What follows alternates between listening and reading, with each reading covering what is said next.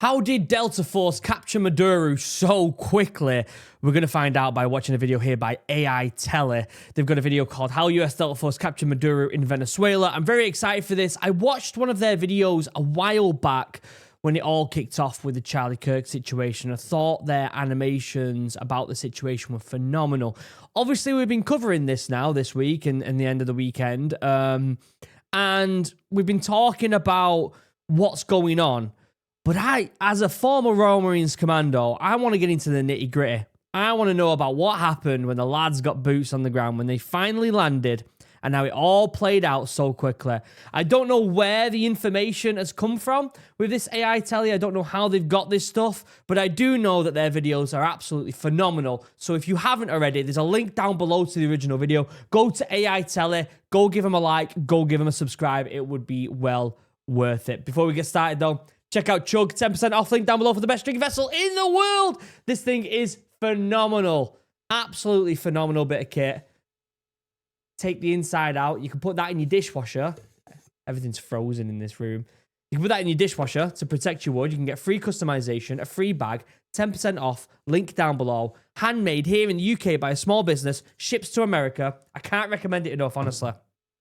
There's a reason they've been a sponsor on the channel for over a year. Also, if you love the outdoors, you're going to want to check out my new business, Morale. All right? I made a drink. If you're in the UK, you can buy the drink right now. If you're around the world, you can buy the clothing. The goal is to get people outside. Got a great vlog coming up this coming week, although it might be out next week, actually. But very excited to get some more vlogs up on the Drink Morale YouTube channel. If you haven't already, go over to the Drink Morale YouTube and go give it some love because there's going to be some great content over there. All right, let's shut up. Let's see how they've done this. Delta Force. Getting shit done very quickly. In and out. Apparently, there was about 30 to 32 security casualties. We don't know of any Delta Force casualties, and I'm presuming if there was a casualty, we would have heard about it very quickly, which goes to show how effective they are. Let's have a look. How do you capture a high-value target when the whole world is watching? You create a masterclass in deception. The CIA set the stage with a single building as bait and filled the sky with 150 aircraft to create a deafening sonic shield for the helicopters to drop Delta forces. F-35s lit up the perimeter, turning night into day. By the time the dust settled, the helicopters had already touched down and Madura was gone. We'll also look at so quickly was it done. How the US uses the F-35 jets in its Navy to launch a large-scale attack, all in the video ahead. In the dead of night that is 2 in the morning, the lights went out in Caracas. By 5 a.m., the president of Venezuela was gone. But how US played deception games. While the whole world were focused on the aircraft carriers in the Caribbean, a shadow war was being fought on the ground. This wasn't an invasion, it was a surgical extraction.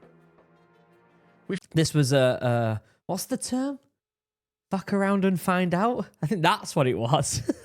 Finally have the declassified timeline of how U.S. forces breached the heart of Caracas and extracted Nicolás Maduro. Let's start with step 1.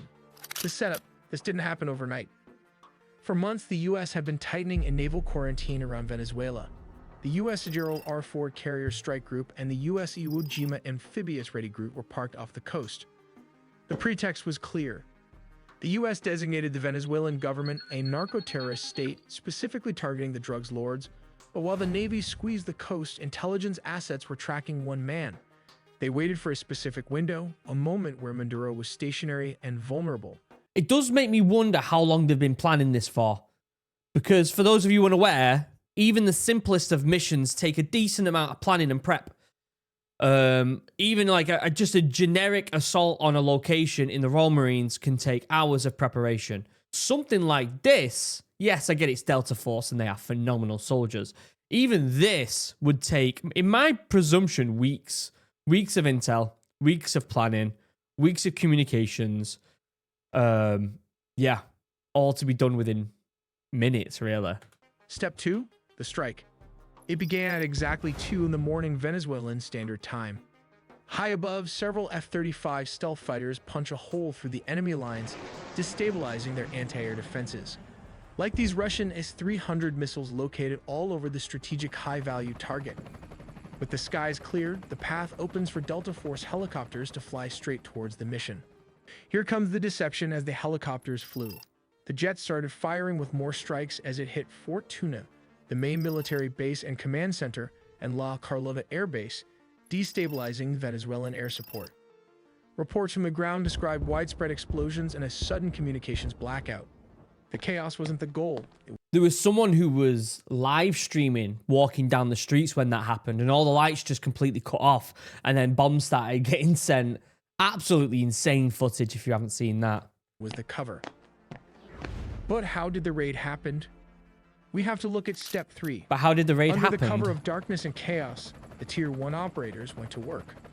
But what is the exact unit tasked with the mission? It is the Delta Force, one of the most elite secretive special forces units in the... I love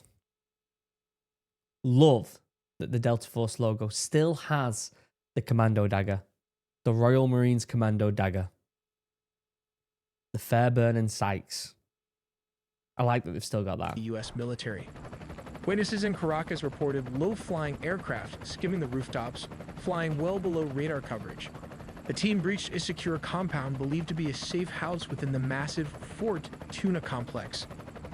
Resistance from the Venezuelan Presidential Guard was swift but ultimately futile, as the helicopters lay cover fire.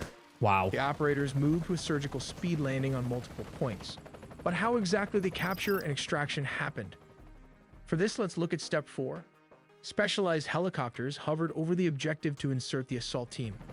While dozens of attack helicopters laid down suppression fire, the Delta Special Forces descended and started the search for the high-value targets. How did they find him? Simple. Well, he was getting his head down, wasn't he? With his missus in bed. That's what I heard. That's what I heard on the grapevine. I heard that he was, his missus was trying to sleep while he was playing Battlefield 6. That's what I heard. And because of the headphones he had on, and he was getting the rounds down with the lads, he didn't realise that rounds were actually getting down in the building he were in. And he was playing, do you know the Cairo map? And he was on that sniping point that everyone gets hammered on. And then before you know it, he turned around to check if his wife was asleep, and Delta Force were there saying, peekaboo, peekaboo. The CIA had planted spy inside Nicolás Maduro close circle.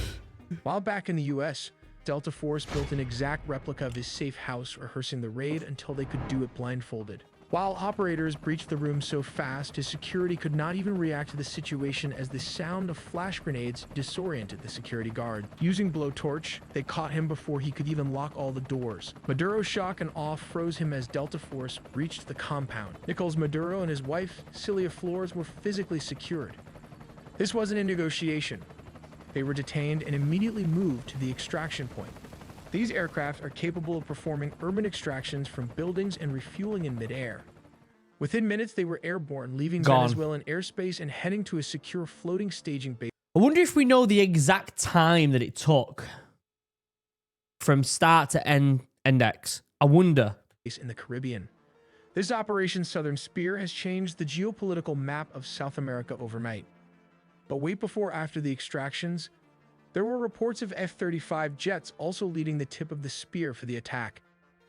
We'll look how the United States used F-35 jets instead of F-16s for operations in Venezuela. Maybe because of comms. That's probably what the big thing was. We know that F-35s have been we're starting to get fitted with this new communication system. Is it NGAD? I think that's what it's called. And so my presumption is they used F-35s, firstly because they were coming off aircraft carriers, right? And secondly, because of this new communication system. Although, to be fair, we're only just finding out about that comms system. They could already have it implemented, or they might not have it implemented. As this is a well-organized and militarized, Venezuela has positioned advanced Russian S-300 missile systems, Chinese radar networks, integrated Russian air defenses, and Shahed drones along its borders. Yeah, that's not going to help, though, is it? Let's be honest. This creates a highly lethal and challenging environment that older S-16s would struggle to survive. As stated, around 150 aircrafts and a massive 8 U.S. destroyers were stationed there. Christ. It also has 3 amphibious aircraft carrier and surveillance plane to turn... 3 amphibious aircraft carriers and all the rest of it. We're talking tens of thousands of troops here. That's a lot of people. That is a lot. Well, tens of thousands. Maybe not tens of thousands. Maybe not 10,000. I don't know. But there's a lot of lads and lasses, I guess, in the area on ships alone Do you know what I mean? It into a massive command and control juggernaut capable of overcoming a modern military's air defenses, signals a readiness to counter Venezuela's entire air defense network if necessary. But why Venezuela Air Force failed to intercept? As of 2025, Venezuela's fighter jet fleet consists mainly of approximately 21 Sukhoi Su-30 multirole fighters delivered by Russia between 2006 and 2008. The pilots probably didn't even get out of bed before it all finished. Do you know what I mean? Like, it happened so quick. I know we can debate on whether, you know, it was a good thing or not, whether you're for it or against it. There's a lot of people for it. There's a lot of people against it. That's all well and good. That's a different conversation. The military side of it, the tactical, analytical side of us breaking it down, you have to admit, Delta Force fucking smashed this within minutes. They squared this away. People were only just waking up and the president was already gone. He was gone. People didn't even realize how quick this happened. Which now form the backbone of their combat air power. Additionally, they maintain about 5 operational S-16 Fighting Falcons from an older batch, including 3 single-seat S-16As and 2 two-seat S-16Vs. These S-16s are aging and suffer from limited maintenance and part support due to U.S. sanctions, although they have been supplemented with Israeli upgrades. Venezuela acquired its S-16 jets from the United States through a foreign military sales agreement called Peace Delta in May 1982. Yeah, I was going to say, that was a while ago, that though. Good diplomatic and military relations. Long time ago. They were the first Latin American country to receive the S-16, with deliveries occurring between 1983 and 1985. It's a long time ago. The reason the U.S. does not use S-16s in current operations is because these jets lack the stealth capabilities necessary to evade the S-300 and other integrated defenses. The advanced S-300V or Anti-2500 systems, supported by dense Chinese and Russian radar, can easily detect and target older aircraft at long ranges. Sending S-16s into such an environment would result in high attrition risks, as they are vulnerable to radar detection and missile engagement. Again, it's not only that, it's the stealth capabilities, it's the comms, like all of the above. The F-35, for a mission like, you've got different missions, right? Obviously, this is very much a very surgical strike, sneaky beaky, square it away, ASAP type of thing. And for something like that, you're going to need them stealth capabilities. You're going to need that extra bit of comms. This isn't something that's just done through brute force. This was legitimately surgical. So that's why you're not using F-16s. You're using something that is a bit more precise, a bit more in and out quicker. F-16's more of a brute force type of thing, isn't it? Not to forget the Russian Buk air defense system that can take out an S-16 with ease. These are cheap R-15 or 24 Buk systems are already active and mobile all over the country. Additionally, S-16s are less effective in contested airspace saturated with drones, especially the Iranian Shahed drones used by Venezuela for reconnaissance and kamikaze strikes. The F-35, however, offers crucial advantages. Its stealth design enables it to fly undetected or with much lower risk, making it effective against advanced surface-to-air missiles and networked radar systems. Its sensor fusion, electronic warfare, and data link capabilities allow it to simultaneously suppress and target mobile and fixed air defense positions, adapting rapidly to counter Russian and Chinese radar configurations. Crazy. It's crazy that this happened, isn't it? It's insane that F-35s were getting the rounds down the other day in Venezuela. That blows my mind. Someone was sat in an F-35 on the weekend getting the rounds down in Venezuela. Just like think about that for a second. Mental. The anti-air defenses Venezuelan military as a whole, this allowed the CIA and special forces to advance towards its target. The overwhelming presence of advanced Russian, Chinese, Iranian, and indigenous air defense and drone systems on the Venezuelan border means that the stealth fighter jets, or the first wave of attack, provide both the survivability and strike capability required for such operations. But how we do know that there's been up to 80 casualties so far. It hasn't said that any of them are civvies, so the majority of them, probably all of them, to be fair, are probably military. But it's still worrying. Like, I hope no civvies got caught up in it. That's a byproduct of war, unfortunately. And I'm hoping that no civvies got caught up, especially by something like an F-35 or even by Venezuelan small arms or anything like that. Like, you hope no civvies get caught up in it. They rotate clockwise. While the distance from Puerto Rico to Venezuela is about 1,300 kilometers, this is roughly 810 miles, which translates to around 1.5 hours of flight time for an F-35 flying at high subsonic speeds. These jets rotated clockwise as its combat radius is approximately 770 miles, meaning it can reach most of Venezuela from Puerto Rico with careful fuel management and limited loitering. To extend mission time and reach deeper inland, Did they not come from air-to-air aircraft refueling carriers, though? tankers deployed strategically That's what I heard. in the Caribbean region support these operations. Maybe not. Maybe not. Maybe they didn't. And that's fine. In situations requiring strikes within minutes, U.S. amphibious assault ships equipped with F-35Bs can launch jets rapidly. There you go. From such ships positioned in the Caribbean, F-35Bs can reach Venezuelan targets within roughly 15 to 10 minutes, depending on speed and route. My presumption is that's what was majorly done, because again, this was something that was done very quickly, very effectively. It wasn't something that was like a brute force thing. So my presumption is the majority of them were from ships. Closer, quicker. Like, they're in the area before radar are really talking about it too much. Do you know what I mean? And they're not even on the radar in the first place, really, because F-35s aren't there. But I think these are the majority of the lads that got the rounds down. Targets typically include narco-traffickers' networks, air defense installations, command centers, and drone facilities, enabling flexible sea-based strike options against both Venezuelan military and criminal infrastructure. In essence, the F-35 deployment by the U.S. near Venezuela redefines military capabilities in the region.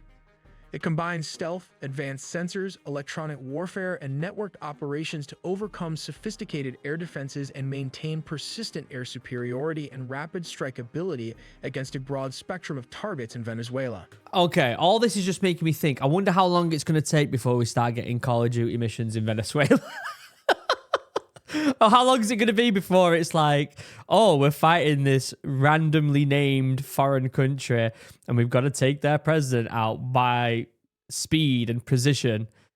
Call of Duty mission. This reflects a strategy that goes beyond counter-narcotics to deter and, if necessary, decisively counter the Venezuelan military threat. We also made a deep dive into the sea, air, and land components of the nuclear triad. So subscribe for more videos to not miss a beat. Great video by AI Tele. I love their animations and their information is really, really good. There wasn't as much details on the actual assault like I was hoping there would be, but I don't think anyone's going to get them details. I really don't think anyone's going to get them. Or at least not for many years or even ever. This is Delta Force at the end of the day. Like, the chances of us getting a legit, like, breakdown of it, you're probably looking at least 5 to 10 years before someone starts breaking that down.